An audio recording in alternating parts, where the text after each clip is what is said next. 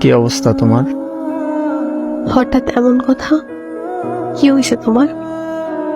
আরে তেমন কিছু না, বাসা দিয়ে নাকি ছেলে দেখছে। তো কি হয়েছে?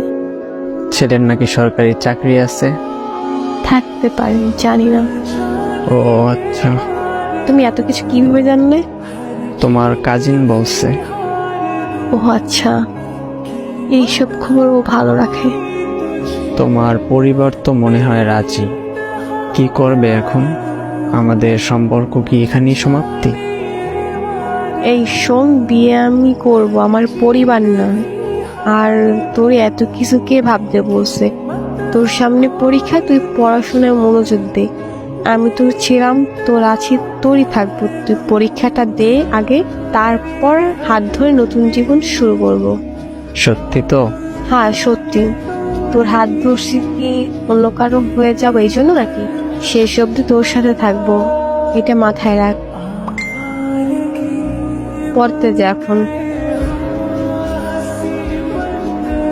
আচ্ছা।